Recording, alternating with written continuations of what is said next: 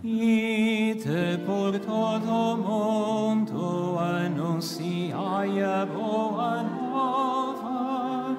Ide por todo mundo annunciai a boa nova.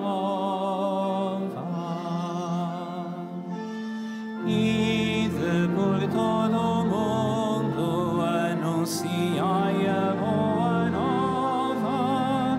Ide por todo mundo annunciai a boa nova.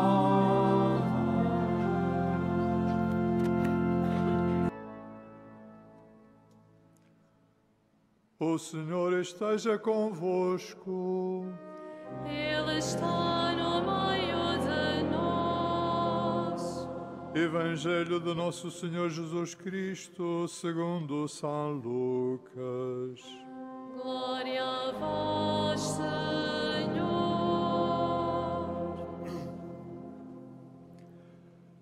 Naquele tempo, Jesus levantou os olhos e viu os ricos deitarem na arca do tesouro as suas ofertas.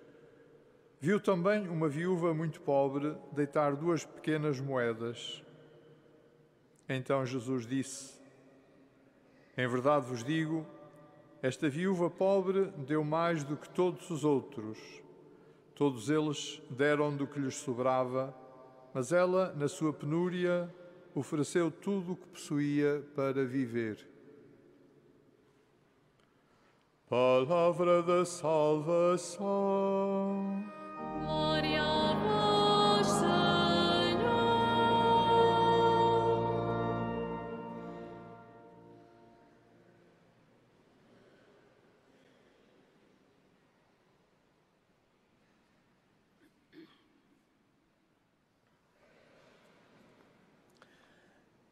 Caríssimos irmãos e irmãs, dada a nossa condição material, física, facilmente olhamos mais e, em primeiro lugar, para as questões materiais da nossa existência, para as condições do nosso bem-estar e muitas vezes avaliamos a vida apenas nesta dimensão material, de quanto se tem, de quanto é preciso, de quanto gasto, de quanto ganho. E a palavra de Deus que hoje nos é dirigida ajuda-nos a recentrar a nossa atenção naquilo que verdadeiramente importa, que é independente da dimensão material dos bens materiais. O que importa é o coração que colocamos naquilo que temos e naquilo que fazemos e a forma como valorizamos as realidades que Deus coloca ao nosso dispor para podermos viver, porque no fundo é disso que se trata. Porque olhando para o mundo, para todo o universo existente, a fé diz-nos que tudo é criação de Deus. E, portanto, tudo é feito por Deus.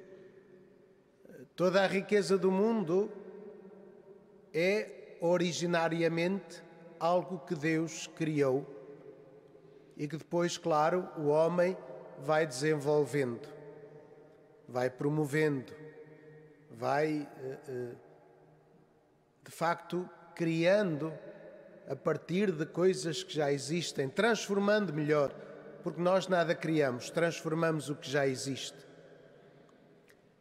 E Deus quer, com o episódio de Daniel e dos seus 3 companheiros que foram feitos reféns com a invasão da Assíria, do rei Nabucodonosor, e sabemos que isso era uma prática antiga de quando um rei, um país perdia a batalha, os filhos dos nobres eram feitos reféns, eram tratados bem, sim, mas como garantia de que os nobres não se iam revoltar contra o novo rei, contra o imperador que os tinha invadido e conquistado.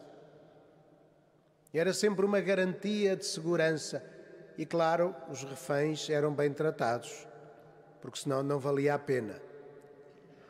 E ao mesmo tempo também, nesta cultura de, digamos assim, de ficar com algumas garantias do certo controlo dos conquistados, era também uma forma de influenciar e alargar a cultura, porque estes jovens judeus, vivendo na corte do rei da Assíria, comendo as comidas tradicionais da Assíria, as roupas tradicionais, a cultura tradicional, iam mudando a sua perspectiva. E, portanto, esqueciam-se da sua cultura nativa, da sua cultura mãe e aderiam à cultura do invasor.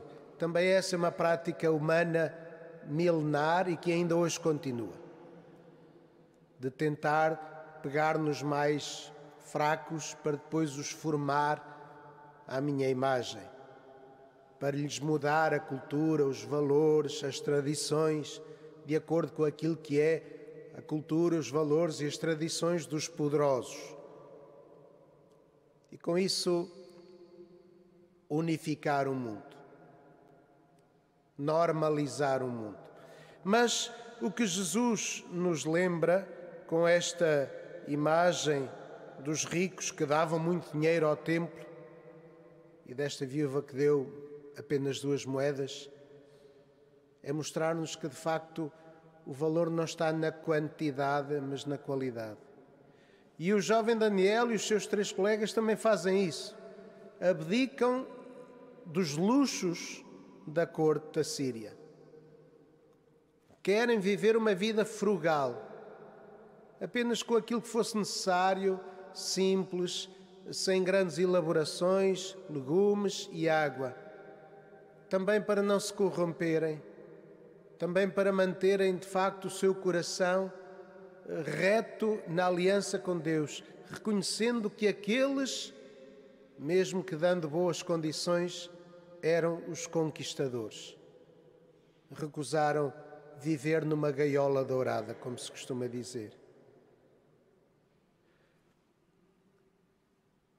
Na sociedade contemporânea, muitas vezes deparamos-nos com estas questões, com estes modos de ver o mundo, com estas propostas de conformismo à sociedade, àquilo que toda a gente faz ou àquilo que os poderosos fazem, os dominantes fazem. E, portanto, se eles dominam, se eles são ricos, são poderosos e fazem assim, é porque podemos fazer assim. E acabamos por perder esta dimensão de olhar na verdade das coisas e perceber se fazer assim está bem, se este comportamento está certo, se esta escala de valores está correta. E, portanto, é o que Jesus nos lembra, ao fazer apontar a nossa atenção para estas 2 atitudes, os ricos e os poderosos que dão grandes esmolas e os pobres, coitados, que dão do pouco que têm, dão um bocadinho. Na nossa relação com Deus, podemos também interrogar-nos qual é a qualidade da nossa relação com Deus. Damos aquilo que nos sobra. Eu se tiver tempo faço isto. Se calhar em caminho faço aquilo. Se houver ocasião faço aquilo outro. Ou de facto procuramos sair daquilo que é a nossa rotina para ir à missa, para rezar um pouco, para meditarmos e mais ainda para ajudarmos os outros, para cumprirmos as obras de misericórdia como escutávamos ontem no Evangelho. E ao perceber esta nossa condição de discípulos de Jesus Cristo e olhar para a sua vida, para o seu exemplo e olhar para aquilo que Ele nos diz, percebemos que de facto o melhor é seguir uma escala de valores verdadeiramente humana, verdadeiramente fundada na nossa condição de filhos de Deus. E, portanto, estar atento àqueles que precisam de nós, dar parte importante do nosso tempo para a nossa ligação com Deus. Ao começarmos o dia, ao acabarmos o dia, marcar o nosso dia com esta ligação com Deus, com esta oração. Não é preciso ser muito complicado, não é preciso ser muito demorado, mas é preciso ser feita com o coração. Dizer: Senhor, ofereço-te o meu dia que está prestes a começar. Não sei o que vai acontecer, ou mesmo que tenha a agenda toda muito bem organizada, mas vou fazer tudo por amor a Ti e com a consciência de que estou a tornar o mundo melhor. E no fim do dia, dar graças a Deus.